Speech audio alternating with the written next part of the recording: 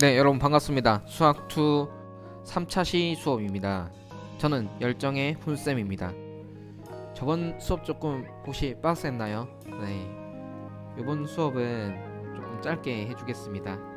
짧지만 알차게 함수에 국한 프린트 3과 그리고 여러분이 자이스토리를 갖고 있다면 고난도 문항이 있는 페이지가 있을 겁니다. 그쪽 페이지를 펴서 비교해서 보면 되겠습니다. 네, 프린트해 보면 선생님이 다음과 같은 코멘트를 달아놨죠. 이런 문제들은 모의고사 30번이나 또는 29번, 28번, 뭐 19번, 20번 뭐 이런 라인에 있는 조금 어려운 문제들입니다. 그래서 여러분이 풀기에 처음 접하는 문제들도 많을 거고, 그리고 처음 배우는 입장에서 조금 어려울 수도 있을 거예요. 하지만 이걸 바로바로 풀어내는 거는 선생님이 그렇게 기대하지 않아요. 하지만 다음에 봤을 때 반드시 풀 수 있을 겁니다. 어떻게 하면? 기출문제 분석을 하면 수많은 시험을 대비하는 어떤 강의나 시험을 대비하는 법에 대한 강연을 보면 항상 이런 말을 합니다. 기출 분석을 하라. 그런데 뭐가 기출 분석이냐? 기출 분석이 뭐죠? 이렇게 물어보는 학생들이 많습니다. 그런데 거기에 대해서 뚜렷한 해결책과 대답을 제시해 주는 곳은 또 몇 없어요. 그래서 선생님이 어떻게 하는 것이 기출 분석인지 간략하게 설명을 해 주겠습니다. 일단 최근 5개년 정도의 출제 영역을 한번 돌이켜보고요. 그리고 그 영역, 자주 출제되는 곳이 어디 영역에서 자주 출제되는가, 또는 몇 번 문항이 항상 고정돼서 그 어떤 유형이 나오는가, 그런 것들을 먼저 분석을 해야 되고요. 두 번째는 문제 하나하나당에 분명히 출제 의도가 있을 겁니다. 출제자의 의도를 분석하라. 이거는 그 영역이 추구하는 핵심 개념이 무엇인지, 추론 능력을 측정하기 위한 것인지, 아니면은 이 문제는 좀 더 정확한 계산 능력을 측정하기 위한 것인지, 그런 것들을 의도로 분석할 필요가 있다는 거예요. 그리고 이 문제를 풀기 위해서 어떻게 조건을 달아뒀고 그 조건을 어떻게 연결지어서 발견하기를 문제 낸 사람이 의도했는가, 이런 거를 봐야 된다는 거예요. 세 번째는 당연히 그런 핵심 개념과 그리고 사고의 흐름 등을 분석을 해야 되고요. 마지막으로는 앞으로의 출제 예상을 해야겠습니다. 특히 여러분이 이제 2015 개정 교육과정이니까 올해 3학년들이 시험 치는 수학 영역과 내년에 여러분이 치는 수학 영역이 같은 영역일 겁니다. 특히 수원 수투는 고정될 텐데, 이제 수투를 우리가 배우고 있으니까 선생님과 이제 기출 분석을 해보고 여러분도 나름대로 한번 분석을 해보세요. 얼마 전에 3월 모평을 이제 고3이 쳤습니다. 물론 이제 문제를 가져가서 집에서 풀었는데, 여러분이 평가원이나 아니면 EBS에 들어가면 그 문제를 다운받을 수 있어요.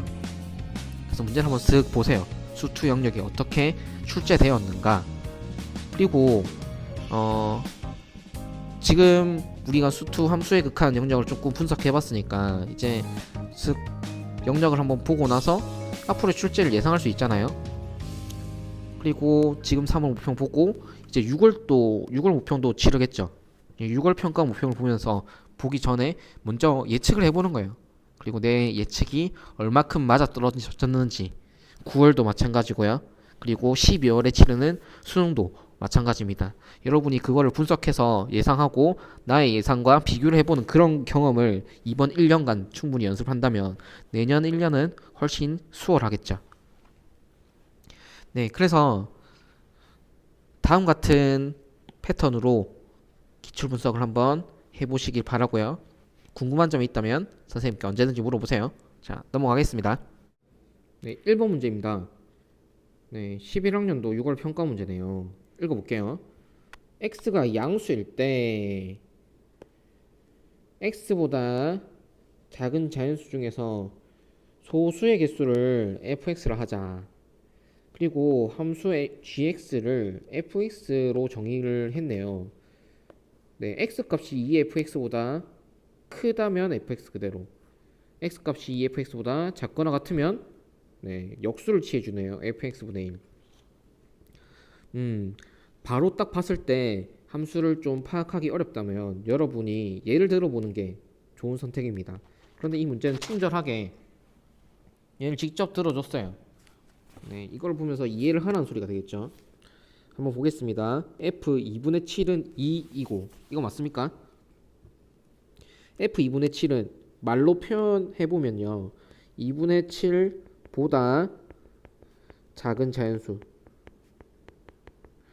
그럼 뭐가 있어요? 자연수의 개수. 자연수 중에 소수의 개수죠.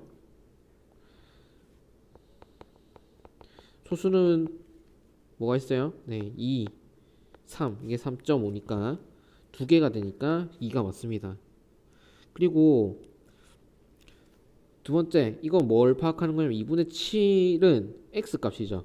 네, 여기서 이 x 값과 2fx를 비교를 하고 있으니까 그걸 비교해 본 거예요. 그래서 x 값이 2분의 7이고 이 f 2분의 7은 2 곱하기 2가 돼서 네, 4가 되죠. 그 말은 2fx가 더 큰 상황이니까 네, 요 아래 상황이 되겠죠. 그러면은 fx 값이 2였으니까 역수를 취해줘서 2분의 1이 g 2분의 7의 값이 되겠죠. 어떤 느낌인지 알겠나요? 네, 이렇게 함수를 정의해주고 x가 8 플러스 갈 때, 8 마이너스 갈 때 gx 값을 구하는 문제입니다.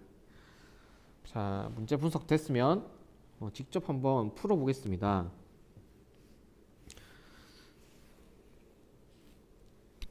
자, 상황을 한번 보면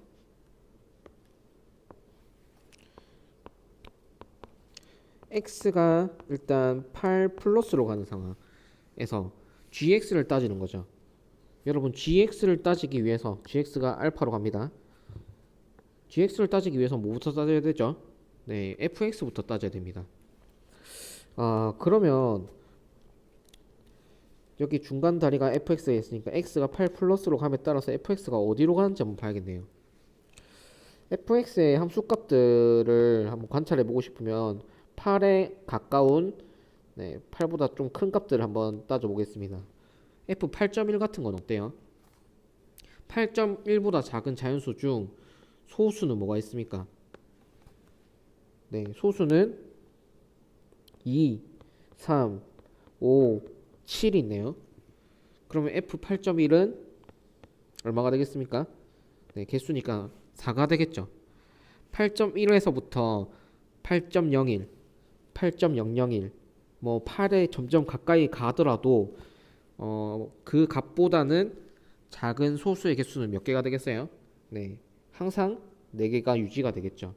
이런 상황입니다. 즉 fx가 계속 4일 거예요. 그러다가 그럼 비교해 볼 게 뭐예요? 네, x와 2fx를 비교하는 거죠. 그러면 x 값은 8.1 얘를 한번 들고 오면 8.1의 값과 2 곱하기 f 8.1을 한번 비교해 봅시다. f 8.1은 4였으니까 이 값은 8이 되겠죠. 그럼 8.1의 값이 점점 더 크겠죠. 그러면 x 값이 이 상황에서 g의 8.1을 한번 생각해 보면 g의 8.1은 얼마겠어요? 네, 이 위에 주어진 상황에서 x 값이 더 큰 경우는 이 위의 형태가 되겠죠. 위의 형태가 되면 네, 좋습니다. 그대로 나오겠죠. 그래서 g의 8.1은 fx가 그대로 나옵니다. 그러면 f 8.1이 4였으니까 4가 그대로 나온다는 거죠. 이해됐습니까?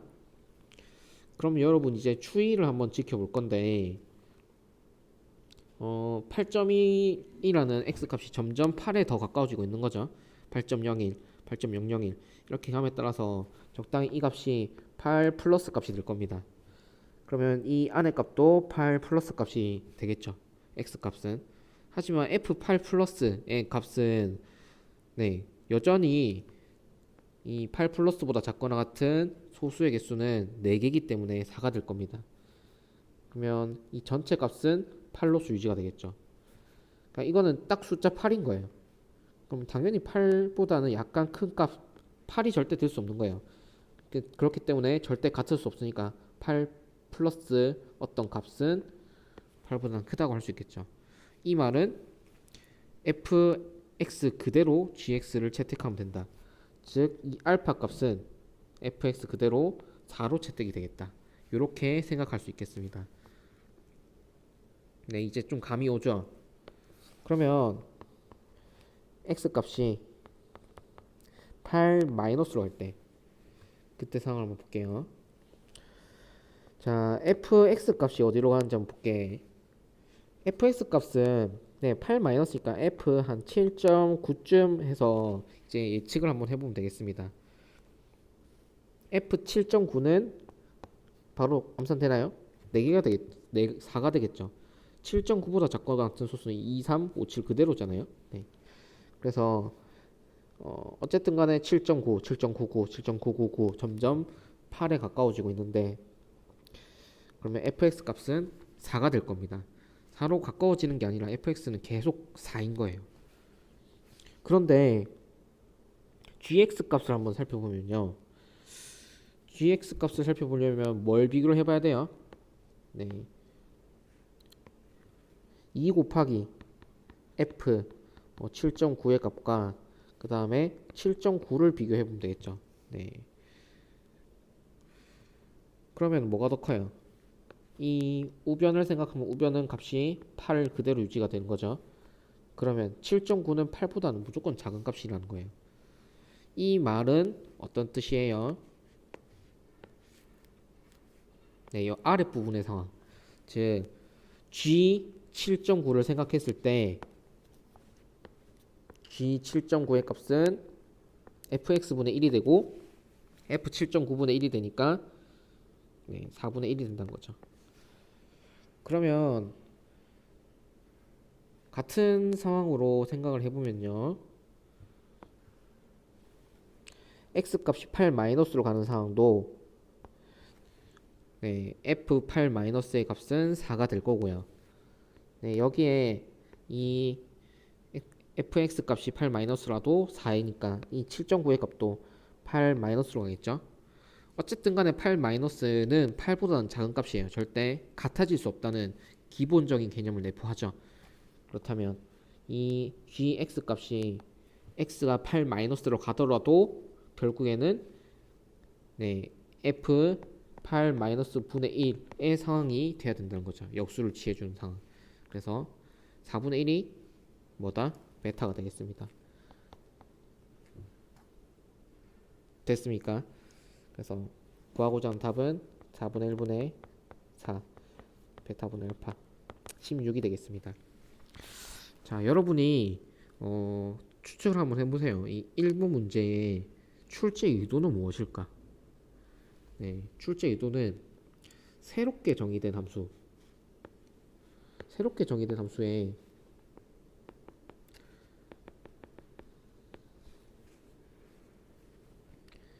문제를 같이 보면서 볼게요.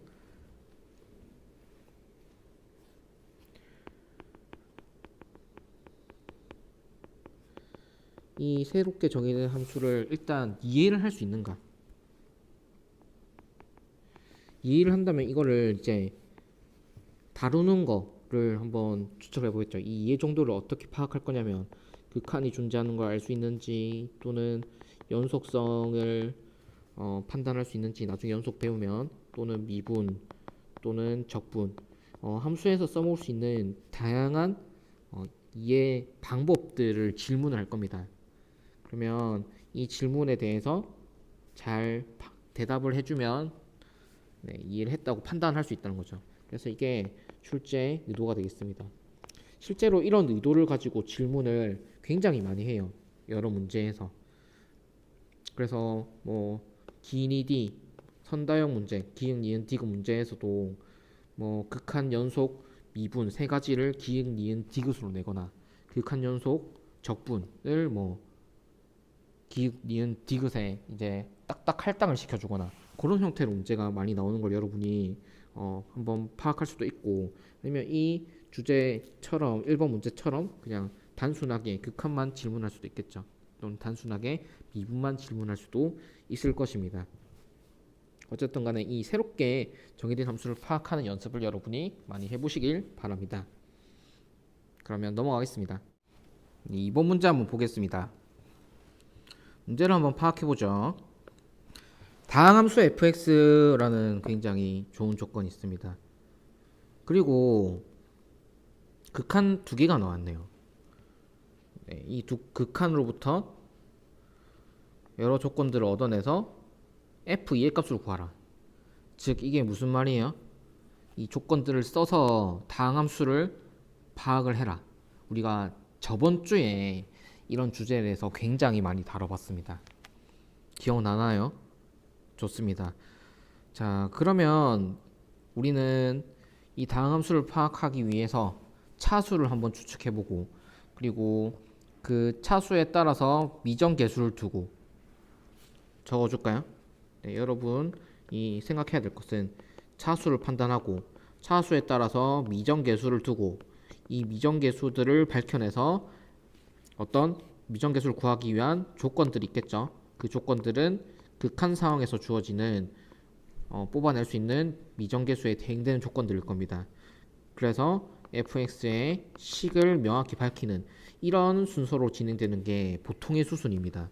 그럼 여러분이 한번 조건을 파악해 봐야겠죠? 자, 풀어보겠습니다. 일단 조건을 이름을 붙여줄 건데, 첫 번째 조건을 기억 조건, 두 번째 조건을 니은 조건이라 하겠습니다. 기억 조건부터 한번 볼까요? 네, x가 0 플러스로 가고 있는 상황이네요. 분모는 어디로 가고 있어요? 분모는 0으로 가고 있는 거 확인이 됐죠? 그러면 극한값이 5기 때문에 어때요? 분자는 반드시 0으로 가야 되는 상황입니다. 네, 그렇다면 기억 조건에 의해서 다음 같은 말을 할 수 있겠네요. 기억의 예. 여기서 분자가 0으로 간다는 말은 리미트 x가 0 플러스 갈 때 x 세제곱의 f x분의 1의 값은 어디로 간다는 소리예요? 네, 1로 가야지 전체가 0으로 가겠죠. 1로 갈 수밖에 없다라는 겁니다. 잠깐 주목해 볼 게 있는데 f x분의 1이라는 거, 요런 거는 x자리에 x분의 1이 들어가는 거죠. 네, 그러면 x 세제곱의 x분의 1은 어떤 의미를 가질까를 한번 생각해 보면요. 네, 만약에 fx가 3차 이하 다항식이었다 라면 개수가 반전이 되는 형태입니다. 즉, 뭐 굳이 한번 형식화를 해서 적어보면 f x분의 1이 뭘 의미하는지, 또 fx가 일단 조건이 n차 다항식 조건이 있고요. x의 n제곱이 곱해서 f n제곱분의 1이라는 값이 있으면요, 요거는 이 역시 n차 다항식이 되겠죠. n차 다항식이고 개수가 상반됩니다.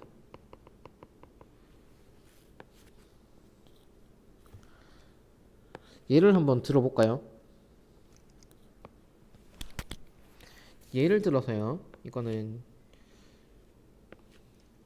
x 세제곱에 일단 fx를 3차 다항식 꼴을 잡아볼게요. 3차가 아닐 수도 있어요. a가 0일 수 있으니까 ax 세제곱 bx의 제곱 더하기 cx 플러스 d라고 두겠습니다.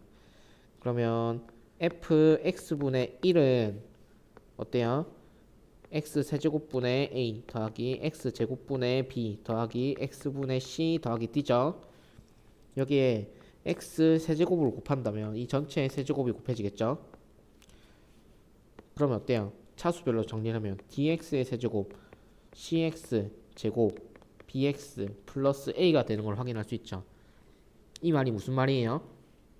네, 개수들을 한번 주목을 해보면 이 개수가 원래 a, b, c, d 순이었는데 역순이 돼버렸죠. 그래서 이 x세제곱 fx분의 1은 fx의 상반 방정식이라고도 얘기를 합니다. 이런 용어는 크게 중요한 건 아니지만 이런 아이디어는 기억을 해두면 간혹 쓸모가 있을 겁니다. 자, 그러면 이거는 일단 이런 배경 지식을 생각을 한번 해보고 다시 문제로 돌아가겠습니다.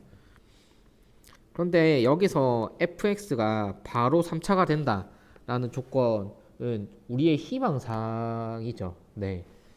3차가 된다는 정확한 근거가 필요합니다. 그래서 한번 다시 따져볼게요. x가 어디로 가는지를 한번 주목을 해볼 필요가 있는데 여기서 x는 0 플러스로 가고 있는 상황이죠. 그러면 이렇게 한번 생각해 보겠습니다. 이 x세제곱 f x분의 1 얘는 일단 fx가 다항식이었으니까 fx분의 1에 뭐 어떤 x n제곱꼴을 곱하면은 뭐 x분의 1이나 x제곱분의 1 이런 것들의 개수가 있을 수도 있겠죠. 뭐 근데 x가 0 플러스로 가는 상황이면 얘는 무한대, 얘도 무한대로 가는 상황이죠. 하지만 우리는 1이라는 극한값을 명확히 가지고 있잖아요. 이 말이 무슨 말이다? 네, x분의 1이나 x제곱분의 1의 개수가 없다는 겁니다. 즉, 이 f x분의 1에 x세제곱 곱한 거는 다항식의 꼴이 된다는 거죠. 그리고 0 플러스로 가는 상황에서 극한값이 1이었다라는 거는 네, 상수가 분명히 존재하고 상수가 1이 된다는 소리가 되겠죠. 네, 여기까지 추측을 할 수 있겠습니다. 그 다음에 뭐 차수를 한번 추측을 해보면 차수는 몇 차가 되겠어요? 일단 여기까지 상수가 1이라는 상황까지 한번 유도를 해보면요, 우리가 오른쪽에 유도했던 결과를 한번 보겠습니다. 오른쪽에는 뭐 x세제곱 f x분의 1의 꼴을 한번 살펴보는데,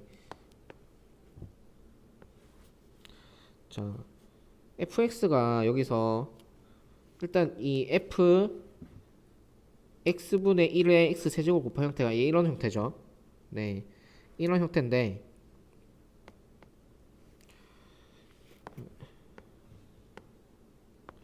보면요, 즉 이 a 값이 1이 된다는 걸 알 수 있죠. 상수가 1이라는 조건으로부터. 그러면 어차피 fx의 꼴을 추측을 해보면 이 a 값이 1이라는 소리잖아요. 그러니까 이 결과로부터 x세제곱 fx분의 1은 3차 식까지 추측이 가능한 거죠. 3차 다항식이 되는 것까지 우리는 알 수 있습니다. 즉 굉장히 일반적으로 첫 번째 조건으로부터 차수를 유도해냈네요. 여담이지만 이게 만약에 1이 아니었다면, 1이 아니고 0이었다면 어떻게 될까요? 0이었다면 차수를 명확히 추측할 수는 없어요. 2차 이하인 것 정도는 추측할 수 있겠죠. 값이 0이면 2차 이하였다. 그 정도는 추측할 수 있겠습니다. 자, 그럼 일단 넘어갈게요. 우리는 일단 기억 조건에서 또 뭘 안 썼어요? 네, 이 5라는 거를 안 썼죠. 극한값이 5라는 거. 그러면 극한값이 5인 것도 사용을 해서 한번 생각해 보겠습니다.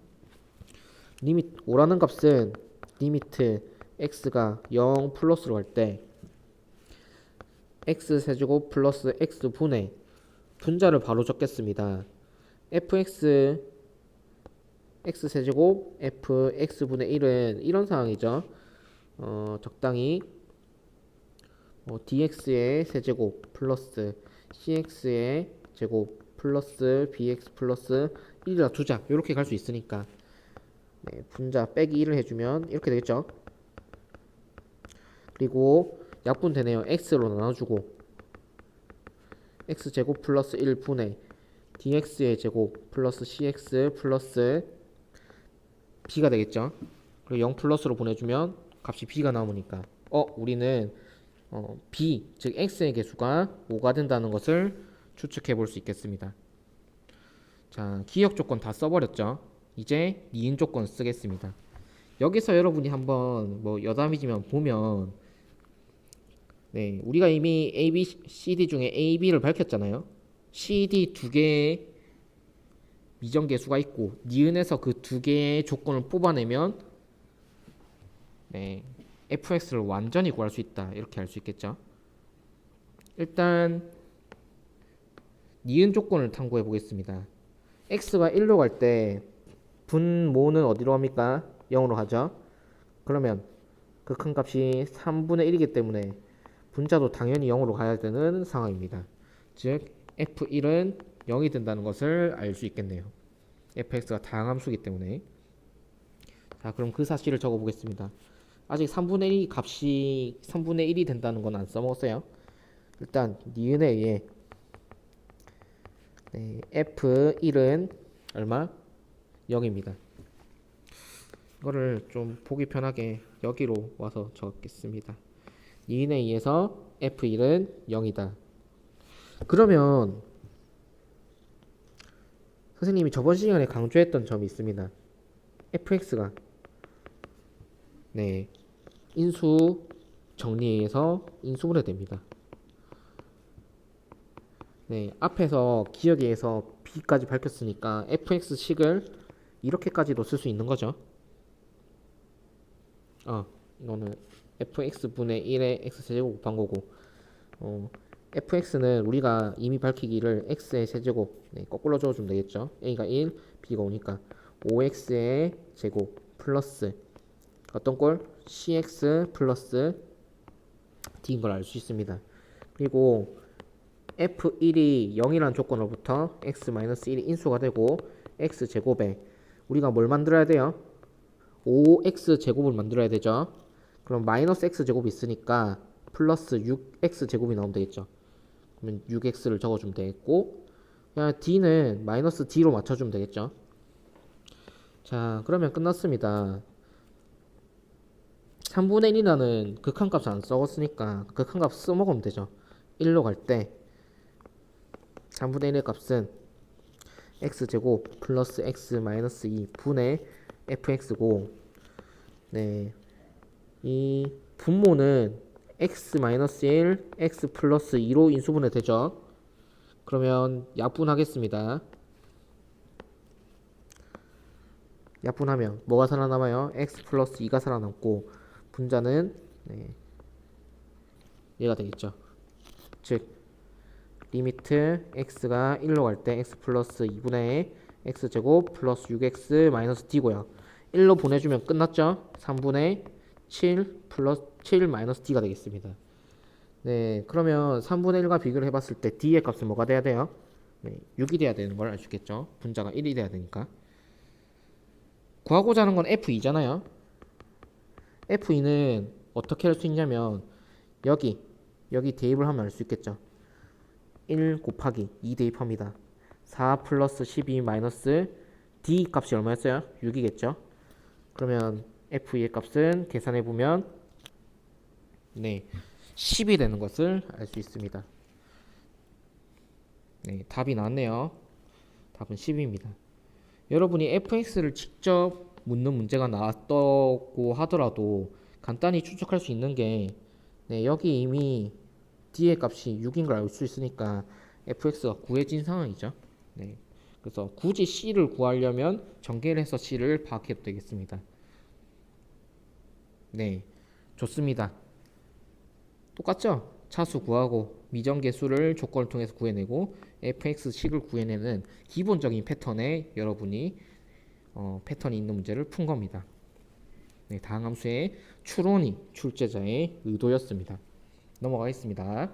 3번 문제입니다. 문제 한번 읽어보겠습니다. 최고 차이 계수가 1인 두 3차 함수 fx, gx가 다음 조건을 만족한다. g1이 0이고 n에 관련된 식이 나와 있습니다. 일단 첫 번째 봤을 때 최고 차이 계수가 1인 두 3차 함수는 굉장히 강력한 조건이죠. 네, 함수를 구체적으로 미정계수를 둬서 쓸 수 있고요. 가조건은 네, gx가 x-1을 인수로 갖는 형태가 된다. 최고 차이 계수가 1이니까 이런 꼴이 되겠네요.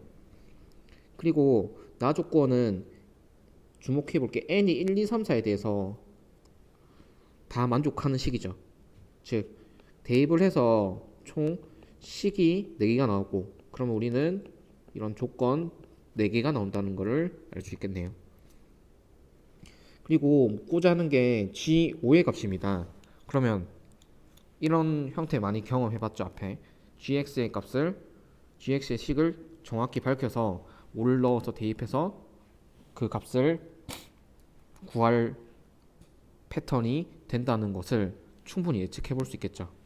네, 한번 풀어보겠습니다. 네, 먼저 가조건에 의해서 gx는 x-1에 x제곱 플러스 뭐시기 이런 형태가 될 거고요. 나 조건 한번 보겠습니다. x 값을 구체적으로 대입을 시켜가면서 계산을 해볼게요.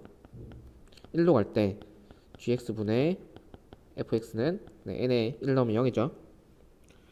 자, n에 2 넣겠습니다. x가 2로 갈 때 gx분의 fx도 0입니다. 번호를 매겨주겠습니다. 1, 2, 3 리미트 x가 3로 갈 때 gx분의 fx는 얼마인가요? 네, 2가 되겠습니다.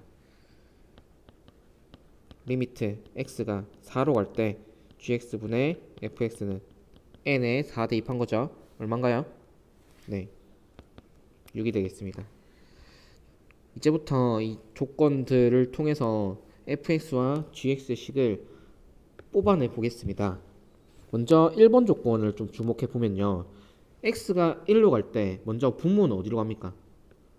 네, 분모는 g1이 0이었으니까 0으로 가는 걸 알 수 있죠.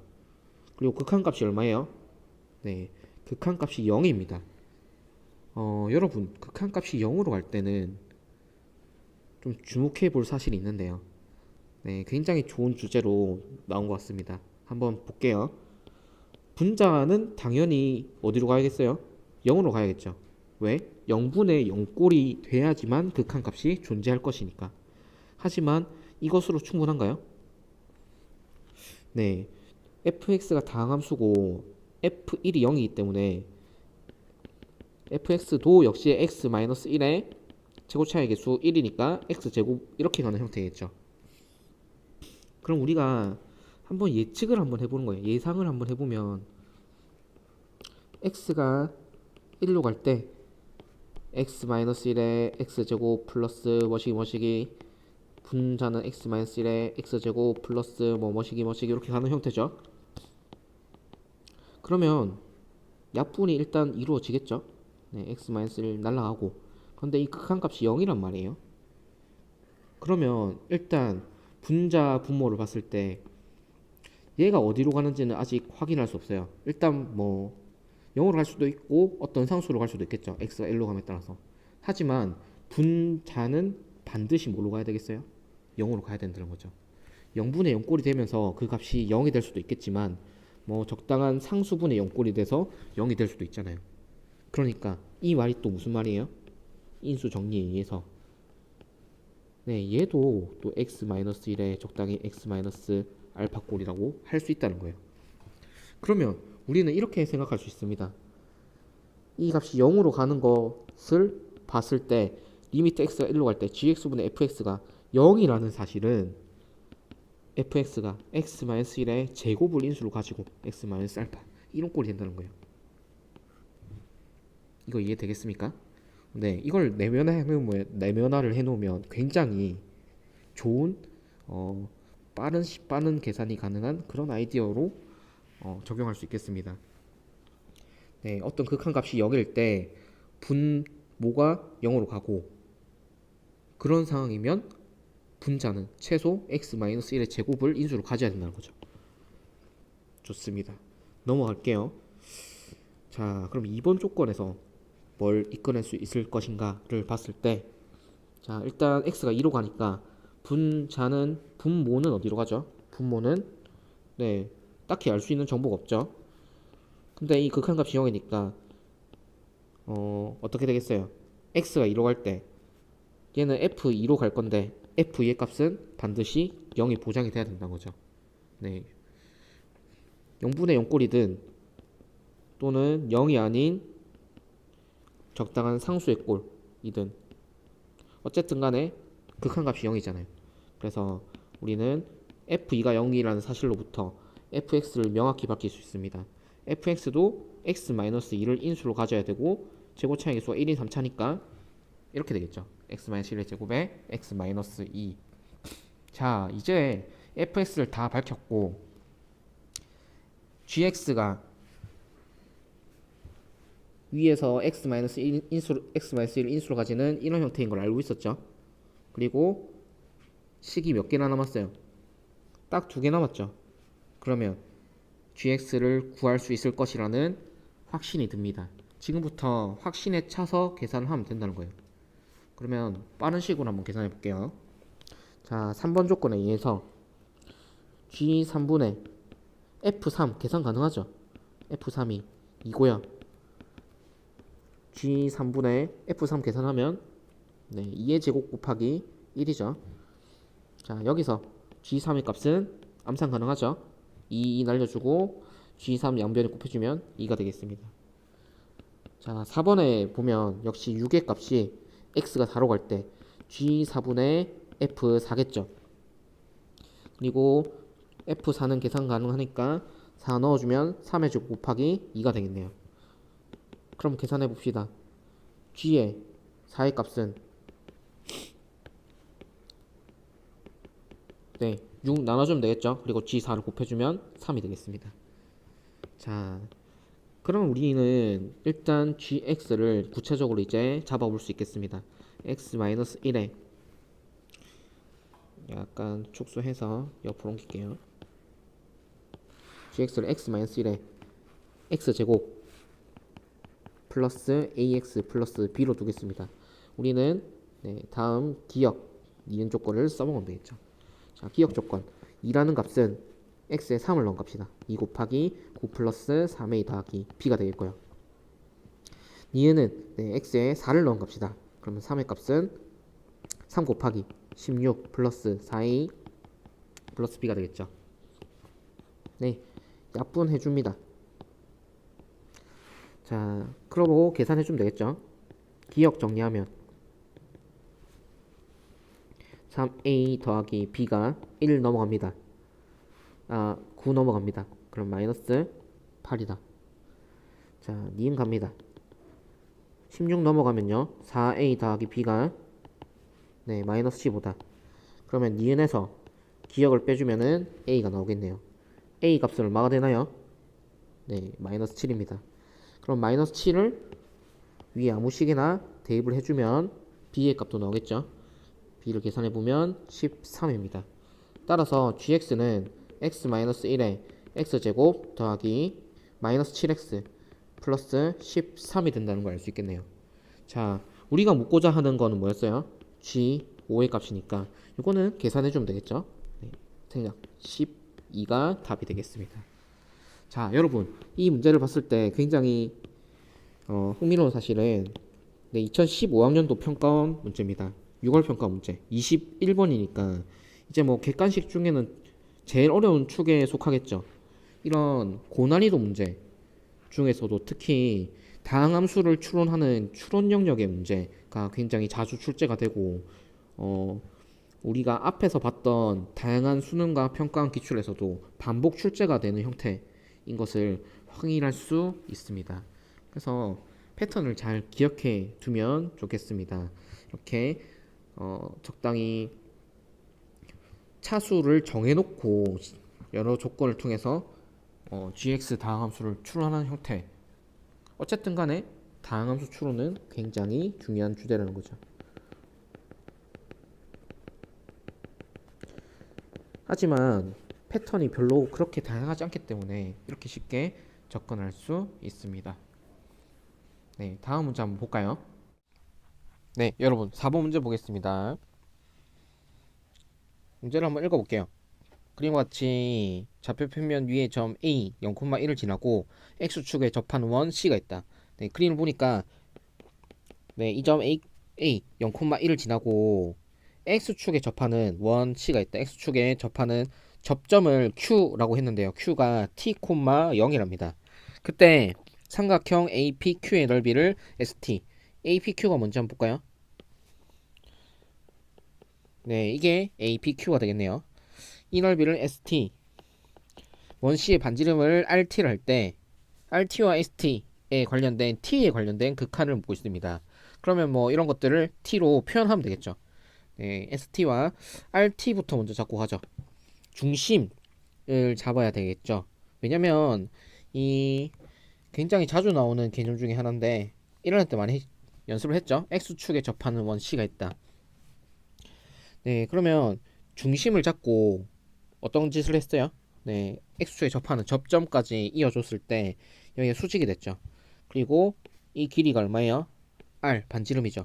그러면 중심의 Y좌표가 뭐가 되겠어요? R이 된다. 이런 거 많이 했었죠. 기억납니까? 네. X좌표는 뭐겠어요? 네, 당연히 이 Q의 X좌표 그대로 가져오겠죠. T, R이 중심이 되겠습니다. 자, 그럼 우리는 뭘 해야 되냐면 네, R을 T에 관련돼서 표현하면 되겠죠. 그럼 우리가 여기서 써먹을 수 있는 애가 뭐가 있는가를 봤을 때 당연히 네, A를 써먹어야겠죠. 왜? 0,1이라고 명확하게 값을 줬으니까 당연히 써먹으라는 소리가 되겠죠. 네. 그래서 좀 써먹어보겠습니다. 그럼 A를 어떻게 써먹을까를 보는데 좌표 두 개가 이미 주어져 있기 때문에 이 원의 중심을 좌표를 뭘로 잡아주냐면 뭐 C라고 잡아줄까요? 네. 그러면 이 CA 길이가 뭐가 돼요? 네, R이 되죠. CA 길이가 R이 된다는 조건을 써봅시다. 여기 R이죠. 그럼 CA 제곱은 R의 제곱이 되겠죠. 자, 그럼 CA 제곱은 점과 점사의 거리로 T의 제곱 더하기 R-1의 제곱이 되고, 그러면 R의 제곱 같다. 그러면 여기서 T와 R에 관련된 관련식이 나오는 걸 볼 수 있겠습니다. R 제곱을 날려주고요. 넘어가면 이 R은 T 제곱 플러스 1이다. 그리고 R을 나타내면 RT라고 이제 써줄게요. 네. RT는 2분의 T 제곱 플러스 1이다. 자, 그러면 RT를 구했다. 이제 우리가 구할 거는 ST를 구하면 된다. ST를 구하려고 보니까 일단 우리가 써먹을 수 있는 게 뭐가 있는지 보니까 네, P라는 점을 주면 되겠죠. 이 P라는 점 여기까지 길이는 R이잖아요. 자, 그리고 AP 길이를 알면은 높이는 당연히 T로 써먹으면 되겠죠. 그러면 AP는 뭘 어떻게 구할 것인가를 봤을 때 AP는 이 원의 현이잖아요. 그렇기 때문에 이 현을 구하기 위해서 원의 중심에서부터 현의 수선을 내려보면 밑변이 이등분 된다는 성질을 이용할 수 있겠습니다. 그러면 이런 이미지 많이 써먹었죠. 이 이미지. 네, 이 길이는 얼마예요? t가 되겠고 우리가 구하고자 하는 거는 이 현의 길이니까 여기는 r이죠. 네, 어떻게 구할 수 있어요? 아, 그리고 이거 보이나요? 여기 r이잖아요. 그러면 네, 직사각형이 만들어지니까 여기 r이죠. 네, 그러면 이 길이는 얼마예요? 여기서 여기까지 길이가 1이니까 이 길이는 r-1이 되는 걸 알 수 있겠죠. 그럼 밑변의 길이는 2의 r-1이 될 것이다. 끝났네요. 그러면 st는 2분의 1 곱하기 밑변 2r 빼기 2라고 할까요? 곱하기 t가 되겠네요. r-1의 t고요. r을 우리가 구해놨으니까 위에 r을 대입을 해주면 되겠죠. 대입. 그러면 네, 2분의 t제곱 마이너스 1이 되고 곱하기 t가 되겠네요. 자, 끝났네요. 우리가 구하고자 하는 거는 리미트 t가 무한 들어갈 때 t 곱하기 rt분의 st였고요. 요 값은 리미트 t가 무한 들어갈 때 넣어줍니다. t 곱하기 rt는 2분의 r제곱 플러스 1이고 2분의 t제곱 플러스 1이고 st는 네 2분의 t제곱 마이너스 1 곱하기 t였으니까 네, 약분될 거 약분되고 곱하기 2씩 해주고 무한대 보내보면 답은 네, 아래 위 차수가 같죠. 그리고 개수 제곱차 t제곱의 개수 1분의 1이 되겠죠. 쉽습니다. 맞죠? 네, 뭐 1번 같은 경우는 다양한 방법으로 R과 T에 관련된 식을 유도할 수도 있겠는데요. 아까 봤듯이 이렇게 직각삼각형의 이미지가 만들어져 있으니까 직각삼각형에서 여기가 R이고 여기가 내 현의 성질에 의해서 이게 R-1이 되겠죠. 여기가 T니까 피타고라스 정리에서 R의 제곱은 R-1의 제곱 더하기 T의 제곱으로 이 똑같은 식을 유도해낼 수도 있겠네요. 네, 좋습니다. 여러가지 방법으로 풀 수 있겠어요. 뭐 이런 형태는 이렇게 뭐 수능이나 평가원에 자주 나오진 않지만 나중에 삼각함수 극한을 배운다면 삼각함수가 사실 넓이를 표현하거나 이럴 때 굉장히 유용하거든요. 그러면 이걸 극한을 취할 수도 있습니다. 그렇기 때문에 미적분에서 이 삼각함수의 극한을 취급을 하는데요. 이 미적분 단원에서는 좀 유력한 잘 나오는 형태이기도 합니다. 네, 5번 문제입니다. 사실 앞에 찍었다가 다시 찍는 거예요. 이거 찍어서 녹화를 해봤는데 60분이 넘더라고요. 네, 30번 문제라서 조금 오래 걸렸습니다. 그래서 이거를 다음 시간에 이어붙여 주도록 하겠습니다.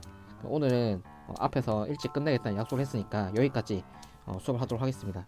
모두 수고 많았고요. 내일은 준비해야 될 게 네, 이 5문제를 하고 나서 이제 연속을 들어가겠습니다. 그래서 연속 올렸던 프린트 다 풀어서 오시길 바라겠습니다. 네, 수고 많았습니다.